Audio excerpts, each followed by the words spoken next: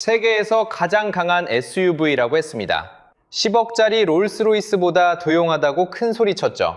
그런데 정작 이 차를 만든 건 화웨이가 아니었습니다. 여러분, 상식적으로 생각해 보세요. 1억이 넘는 차를 사면서 우리는 그 회사의 기술을 믿고 삽니다. 그런데 이 차의 진짜 제조사는 따로 있었습니다. 화웨이는 딱 세 글자, 자기 이름만 빌려줬을 뿐이죠. 그렇다면 소비자가 낸 1억은 대체 무엇의 값이었을까요?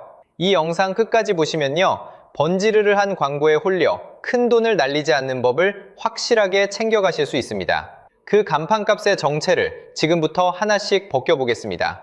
2024년 4월 26일이었습니다. 중국 산시성 윈청의 한 고속도로였죠. 아이토 M7이라는 SUV 한 대가 앞서가던 트럭을 그대로 들이받았습니다. 속도는 시속 115km였습니다. 쉽게 말하면 고속도로에서 제일 빨리 달릴 때쯤 된 속도죠. 충돌과 함께 차에는 불이 붙었습니다. 그런데 진짜 비극은 그 다음이었습니다. 안에 갇힌 사람들이 문을 열 수가 없었거든요. 이 차의 손잡이는 평소엔 차체 안으로 쏙 들어가 있습니다. 매끈해 보이라고 만든 전동식 손잡이죠. 그런데 불이 나서 전기가 끊기자 이 손잡이가 밖으로 나오지를 않았습니다. 결국 밖에서 손잡이를 잡을 수가 없었던 겁니다. 그 안에는 2살배기 아이도 있었습니다. 일가족 3명이 그렇게 세상을 떠났습니다. 여기서 여러분이 꼭 기억하셔야 할 게 있습니다. 이 차를 판 회사가 불과 얼마 전에 했던 말입니다. 화웨이의 자동차 사업을 이끄는 위청둥이라는 사람이 있습니다. 이 사람이 신차 발표회에서 뭐라고 했는지 아세요? 지구상에서 가장 강한 SUV라고 했습니다. 정숙성은 10억 원짜리 롤스로이스 컬리넌마저 능가한다고 큰 소리를 쳤죠. 경쟁사보다 2년은 앞서 있다고요. 실제로 이 회사의 최고급 모델 M9는 한 대에 6,598만 위안, 우리 돈 약 1억 4,600만 원까지 나갑니다. 웬만한 서울 아파트 전세금이 통째로 들어가는 값이죠. 지구상 가장 강한 차라던 그 SUV가 정작 문 하나 못 열어 3명을 살리지 못했습니다. 그런데 이 사고보다 더 이상한 게 있었습니다. 사고가 난 뒤 화웨이가 내놓은 첫마디입니다. 보통 이런 일이 터지면 회사는 사과부터 하잖아요. 그런데 이 회사의 반응은 좀 달랐습니다. 이건 우리가 만든 차가 아니다 라는 식이었거든요. 1억이 넘는 차에 자기 이름을 큼지막하게 걸어놓고 판 회사가 말이죠. 사고가 나자마자 한 걸음 뒤로 물러선 겁니다. 상식적으로 생각해보세요. 내가 만든 물건이라면 이런 말이 나올 수가 없습니다. 대체 왜 화웨이는 우리 차가 아니다라고 했을까요? 그 답은 화웨이가 애초에 왜 자동차에 뛰어들었는지부터 봐야 풀립니다. 여기서 여러분, 이상한 생각이 하나 드실 겁니다. 화웨이는 원래 통신장비 회사예요. 스마트폰으로 세계를 휩쓸던 곳이죠. 그런데 왜 갑자기 자동차였을까요? 답을 하려면 2019년으로 가야 합니다. 그해 미국이 화웨이를 블랙리스트에 올립니다. 정식 이름은 엔티티 리스트예요. 쉽게 말하면요, 미국 부품을 화웨이에 팔지 못하게 막은 겁니다. 문제는 스마트폰의 심장인 반도체였습니다. 여기서 생각해보세요. 스마트폰 한 대는 수백 개 부품이 맞물려 돌아갑니다. 그 중에서 최신 칩 하나가 빠지면요, 카메라도, 통신도, 속도도 다 주저앉아요. 손목시계 안에서 톱니 하나가 멈추면 시계바늘 전체가 서는 것과 같습니다. 그 핵심 칩이 하루아침에 끊긴 겁니다. 세계 1위를 넘보던 스마트폰 사업이 그대로 휘청였습니다. 상식적으로 생각해보세요. 심장이 막히면 세기를 뚫어야 합니다.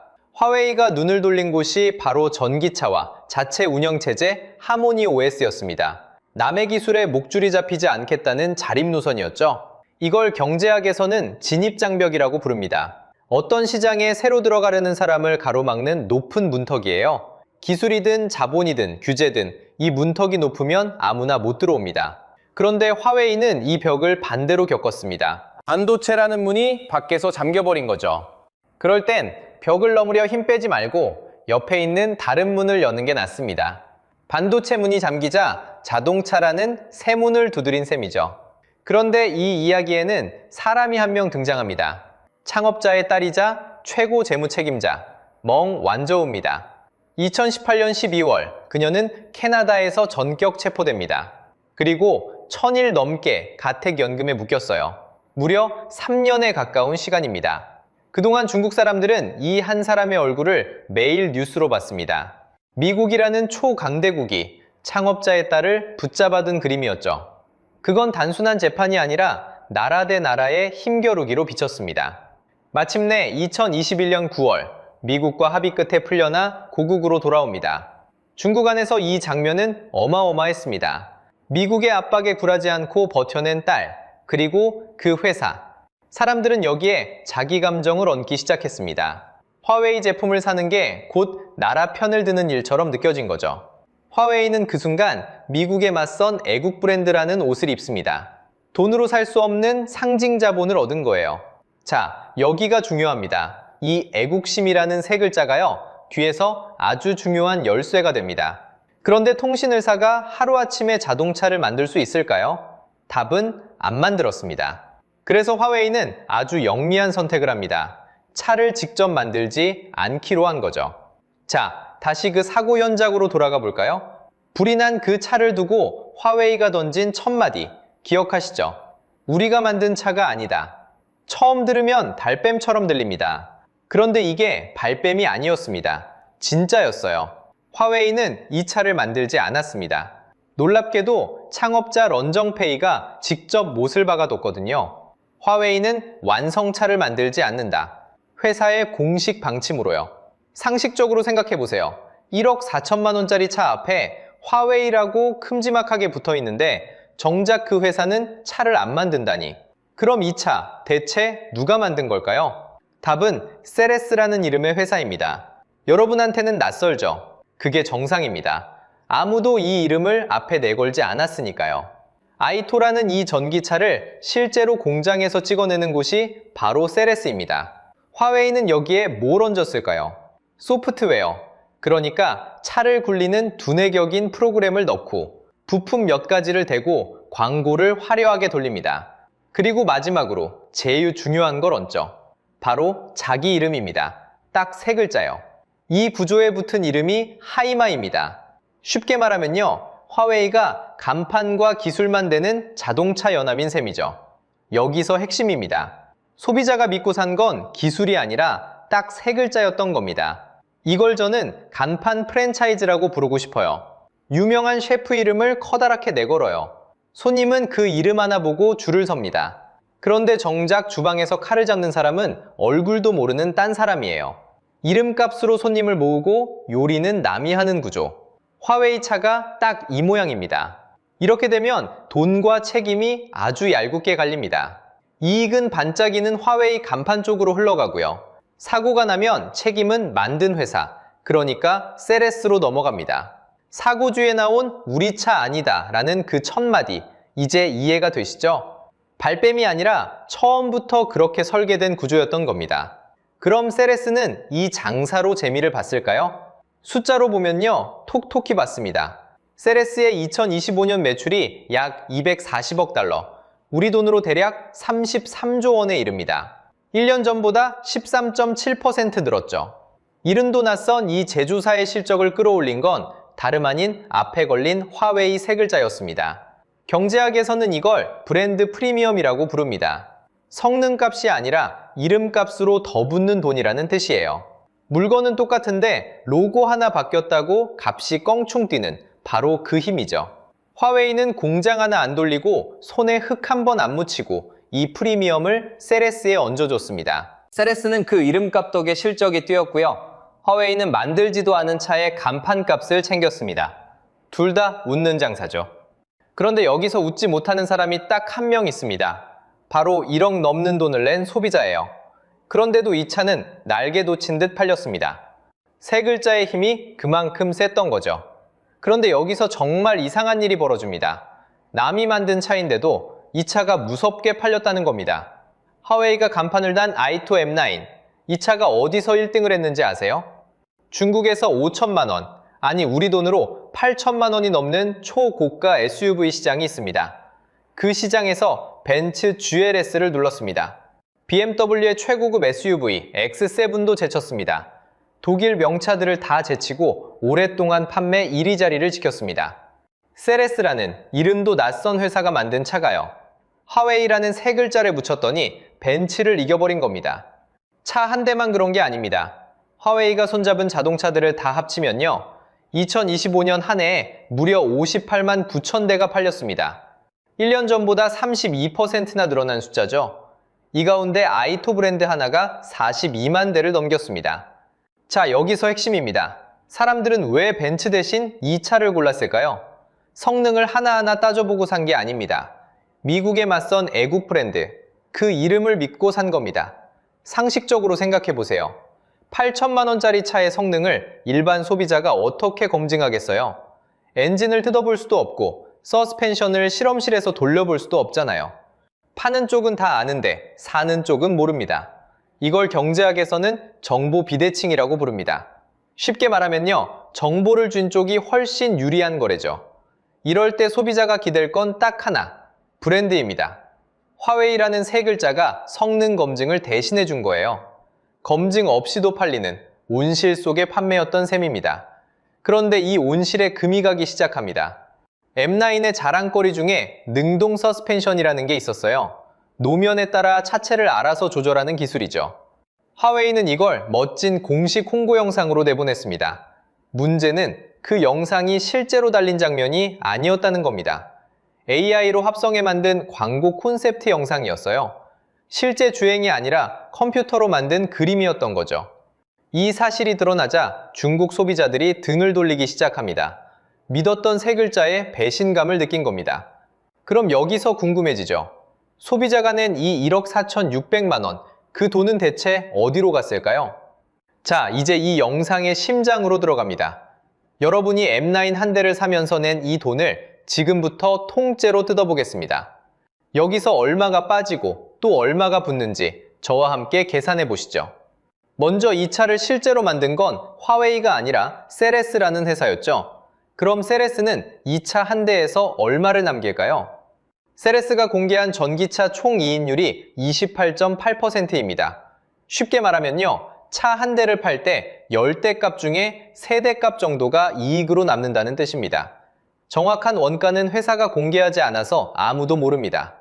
다만 이 이익률로 짐작해보면 1억 4,600만 원짜리 차에서 부품값과 조립 인건비 같은 순수 제조 원가는 대략 1억 원 안팎, 남는 마진은 4천만 원 안팎으로 어림잡을 수 있습니다. 물론 이건 정확한 두뇌가 아니라 이익률로 뒤집어 본 짐작일 뿐입니다. 그런데 여기서 상식적으로 생각해보세요. 이 4천만 원 남짓한 마진, 이게 전부 순수한 성능값일까요? 아닙니다. 이 안에는 소프트웨어 값, 마케팅비, 그리고 화웨이라는 세 글자를 빌려 쓴 간판값이 함께 얹혀 있습니다. 화려한 발표회, 롤스로이스를 이긴다던 큰 소리, 그 모든 홍보 비용이 결국 이 마진에서 나온 겁니다. 여기까지만 보면 흔한 브랜드 장사처럼 보이죠? 그런데 진짜는 지금부터입니다. 이 차의 값에는 여러분 눈에 안 보이는 값이 하나 더 깔려 있거든요. 바로 온실값입니다. 화웨이는 회사를 세운 뒤로 수십 년 동안 나라의 지원을 받아왔습니다. 미국 정보기술혁신재단이 인용한 조사를 보면요, 그 누적 규모가 약 750억 달러, 우리 돈으로 100조 원에 이릅니다. 여기서 오해하시면 안 되는 게 있습니다. 이 100조 원은 전기차 한 곳에 부은 돈이 아닙니다. 통신 장비부터 스마트폰, 반도체까지 회사 전체가 수십 년에 걸쳐 받아온 지원을 다 합친 추산치입니다. 그래도 이게 왜 차값과 상관이 있을까요? 온실 안에서 자란 나무는 비바람을 견딜 필요가 없기 때문입니다. 동네에 식당이 딱 하나뿐인데 나라가 임대료까지 대준다고 생각해보세요. 그 주인이 굳이 새벽부터 국물을 우릴 이유가 있을까요? 경쟁 없이 지원받고 큰 회사는 값을 매길 때도 그만큼 여유가 있는 겁니다.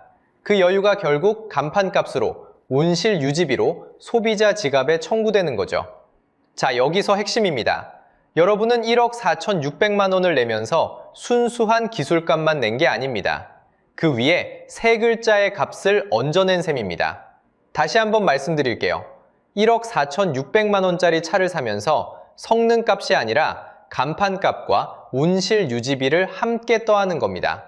결국 여러분이 낸 돈의 상당 부분은 차가 얼마나 잘 달리느냐가 아니라 화웨이라는 세 글자를 얼마나 믿었느냐의 값이었던 거죠. 자, 여기까지 보시면 이런 생각이 드실 겁니다. 화웨이, 이거 망한 거 아니야? 그런데 상식적으로 생각하면 이상합니다. 진짜 망한 회사의 성적표는 이렇지 않거든요. 숫자로 보면요, 화웨이의 2025년 매출은 약 194조 원입니다. 우리 돈으로 옮기면 대한민국 1년 예산의 3분의 1쯤 되는 규모예요. 순이익도 봅시다. 한 해 동안 남긴 이익만 약 14조 원. 그것도 1년 전보다 늘어난 흑자입니다. 망하기는커녕 돈을 벌고 있었던 겁니다. 더 놀라운 건 여기 있습니다. 이 회사가 연구개발에 쏟아부은 돈이 전체 매출의 21.8%예요. 회사 역사상 가장 많은 비율입니다. 쉽게 말하면요, 100만 원을 벌면 그중 22만 원 가까이를 다시 기술 개발에 밀어넣었다는 뜻이에요. 이건 무너지는 회사의 모습이 아닙니다. 스마트폰은 어떨까요? 2020년 이후로 처음 중국 안에서 연간 판매 1위를 되찾았습니다. 점유율 16.4%, 한 해 4,670만 대를 팔았죠. 여기서 핵심입니다. 우리가 말한 몰락은 실적의 몰락이 아니었습니다. 몰락한 건 실적이 아니라 바로 신뢰였던 거예요. 성능은 딴 회사가 만들고 간판만 화웨이가 달았다는 사실. 홍보 영상이 실제 주행이 아니라 만들어낸 화면이었다는 사실. 무너진 건 이 믿음이었습니다. 그런데 흑자라는 성적표 안에도 균열은 이미 시작됐습니다. 두 개의 숫자만 나란히 놓아보시죠. 성장률입니다.